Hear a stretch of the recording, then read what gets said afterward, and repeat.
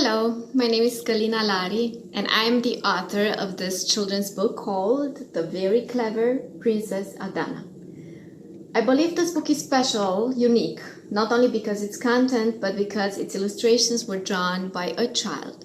I think this is something that hasn't been done before, not to my knowledge, but let me tell you how this story was born and how it became a book. I have two young children who love to hear stories right before going to sleep. My husband and I usually read them stories, but there are nights when I am tired and do not feel like reading. So we turn off the lights and we snuggle in bed together. And then my youngest asks me, "Mama, read us a story from your mind." So what I do is I start making up stories on the spot, and they are usually related to something that happened that day or recently. And of course, the moral of the story is especially made up to understand better how they should act or react in special situations. So the story of Princess Adana was born in one of those nights in 2019, and my children liked it so much they kept asking me to say it over and over again, night after night. But what usually happens when you make up stories is that when you say it again, you don't say it with the exact same words or with the exact same order of events. So, of course, I changed some words and I changed the order of events. And my kids kept complaining, saying things like, "Mommy, it's not like that," or "She didn't say like that," or "Mommy, stop making it up, say it right."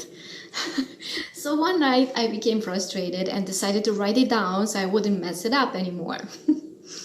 A friend of mine read the story and she liked it, and she asked me, "Why don't you do something with it? Why don't you do something like share it with other kids or publish it or something?" So I didn't really know what to do with it. I liked the idea of publishing it, but I am not a writer, so I didn't know the steps I should take to publish this story. So for the next 2-3 weeks, I did nothing about it. One day, the mother of one of my students gave me a copy of her book. She self-published it on Amazon, and I became very excited and very interested. I took that as a sign. I asked her about self-publishing, and she showed me and explained to me what to do, and I decided to publish the story of Princess Adana. But I had a little problem. I didn't have illustrations for my book. Kids love books that have illustrations. The more colorful, the better. So I talked to a professional illustrator, and they told me that for 8 to 10 illustrations, I would have to pay the amount of $1,200 to $1,500. And it seemed like a lot of money at the time. So honestly, I gave up the idea of publishing it. But one night, I got an idea. Why not having a children's book illustrated by a child? It would be written and illustrated at their level of understanding and would be totally unique and out of common. So I decided to ask my students to participate in a drawing contest.